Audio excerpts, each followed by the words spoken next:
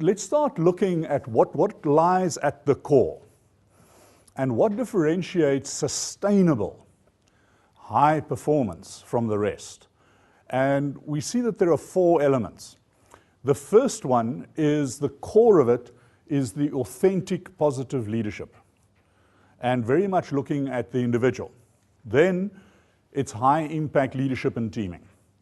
The bottom line, as one of my mentors, Professor Harry Schroeder, said, is that high performance leadership is a team sport. And as I'll illustrate, the era of the hero leader is dead. It's impossible for even a smallish organization to have one person that is capable of managing and controlling it. Then the high performance organizations and their leaders make conscious choices of implementing high performance organization cultures and drivers, practices. I'm going to share a few of them with you. My latest book, Revolution, How to Create a High Performance Organization, looks at the research from there. And that then enables the organization to leverage optimum return on assets.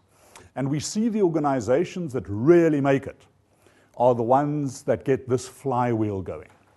And it starts gaining an extraordinary momentum. I'll be once or twice referencing South African breweries, and one of the reasons is that SAB is the only South African company that is rated as a globally competitive organization.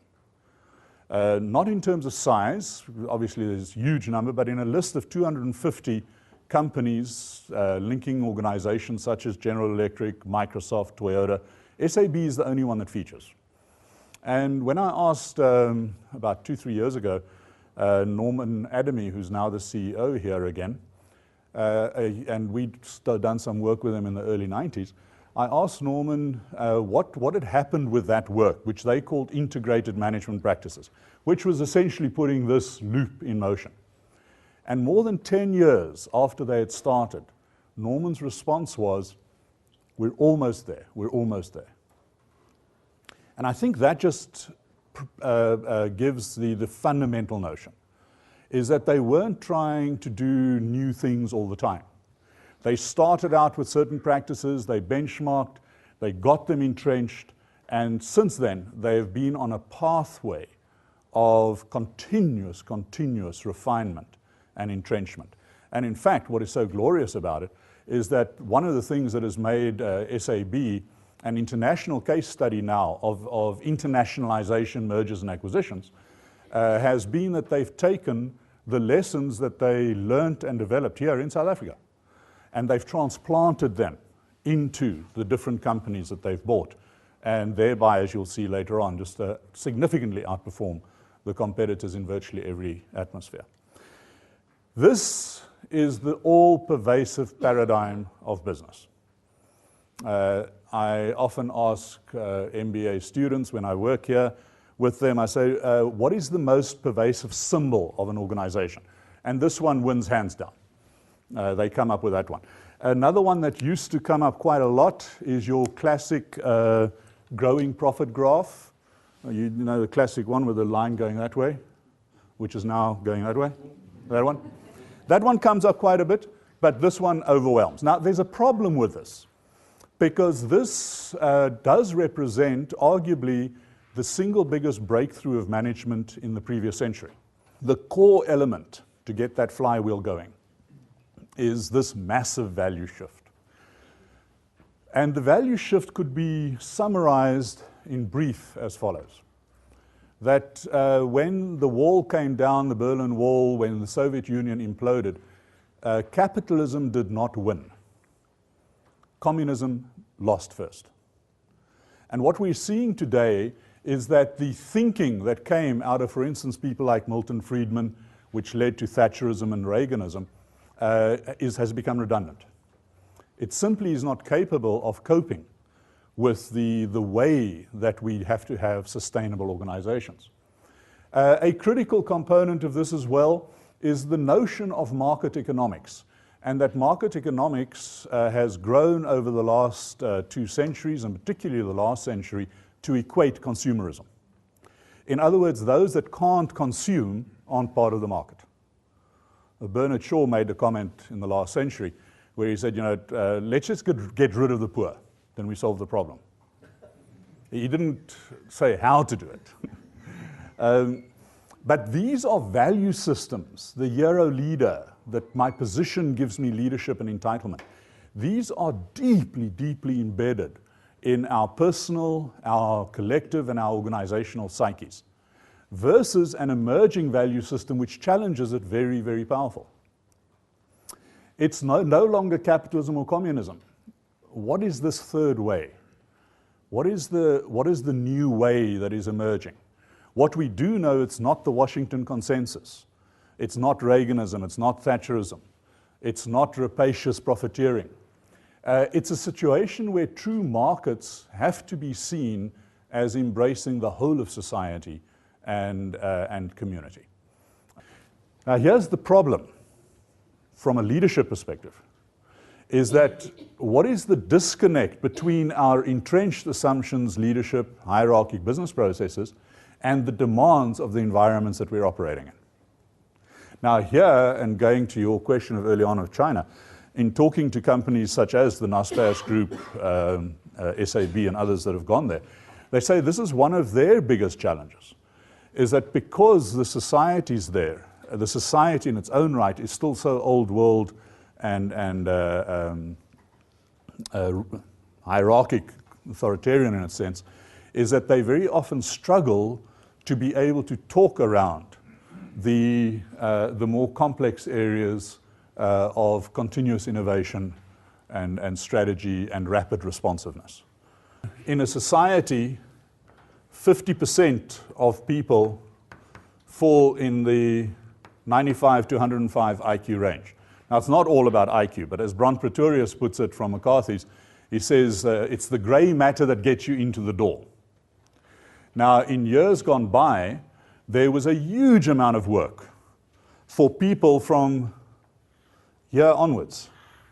So mass factories with people peeling potatoes and peeling peaches for canned fruit, etc. Farms that used to have 300 laborers suddenly now have 10 people with combine harvesters and globally positioned, satellite-connected planters, etc., etc. So what's happened is that the demand in the world for talent has now gone here. So if you take a company like Volkswagen and Uteneg, they only recruit somebody that's got 12 years of education and higher. If you take someone like breweries, they only recruit people with 12 years education and higher. If you go into certain select areas, such as, say, in merchant banking or investment banking, then they'll only recruit over here. So the question that we're increasingly also having to battle with is, what the heck now happens with this bunch? I would have tried to prove that I know what's going on. He said, and when someone posed a question or a challenge, my tendency would have been to wing it. It says the thinking processes that we've had here, and this is where your comment is very pertinent. It says I just so readily can say to people, look, I'm not sure what's going on. I need some help. That reaching out. So let me take it into the last part is to give you some thoughts about the building blocks that we see. Does it make economic sense? This is SAB in Europe. Now keep in mind that Sab Miller, SAB only went into Europe in the early mid-90s. And if you look at the two other big ones, Heineken and InBev, look at the volumes. They're almost 20%, 25% lower than Heineken. But look at the profit line in millions. These Europeans can drink, eh? And look at their return on investment, almost 300% higher. And these three companies do exactly the same thing. They take water, they make it brown, they add bubbles, and it makes you happy. And then sometimes sad. So where does this come from? Well, the first thing is that we see is that the organizations see leadership as a strategic advantage. And they see leadership at every level as a strategic advantage. So they look, so try to visualize it differently. Look at the organization as a cosmic ocean of leadership. And they expect it from people, and they give them the development. They also go and they really build high-performance teams. And what we're seeing in the research is that these high-performance teams, both intact teams that are functioning in a particular department, or cross-functional teams, are an absolute building block. They tie these webs, these strings of high-impact teams together. They take the 27 people and they say, right, we're now going to have a strategy around home loans, and you have to contribute to that. So they encourage this type of cross-interconnectedness, and this is how they visualize the business, not the old organogram. So that you can have any person at any time going anywhere, and that takes an entirely different set of emotional intelligences. So if I go to the authentic leadership, what is the key in that? Is that we find that the people take the individual leader and they accept that the individual leader has to make a shift. And then they accept that high-performance leadership consists of certain paradoxes. Some people are fast and externally focused, others are slow and internally focused, and you need both. Some people are very, very structured and specific, and some people go with the flow and let things emerge. And both have to be very good. Classically, we see this type of leadership, we call them the people of the dream. It's the Richard Bransons of the world. Nelson Mandela is very much that type of character. They can create destruction because they're moving around all the time and wanting to create change. Then we have the people of the heart. The two Sisulus, Albertino and Walter Sisulu, very much like that. Brant Pretorius of McCarthy's. When you've been in Brant's presence, and this is the people of the heart's capacity, if you've been in his presence for 5 minutes, you feel you're the most important being in the universe. He just envelops you with empathy and care, but damn, he then goes and gets the job done. The people of the head, the analysts, they're structured, they want to make things work. They want to make sure that the precision is there. And then the people of action, the people of the body. When we look at these organizations, they understand that there is no such thing as a whole leader. That you're going to have in any team leaders with very different profiles that bring entirely different perspectives. Nali Bosman, just before he retired from APSA, made a comment. He said one of the big lessons he learned, he said, I didn't early enough treat my team not the same. He said, I always wanted to treat the team the same. He said, I learned I had to treat the team in exactly what their strengths are.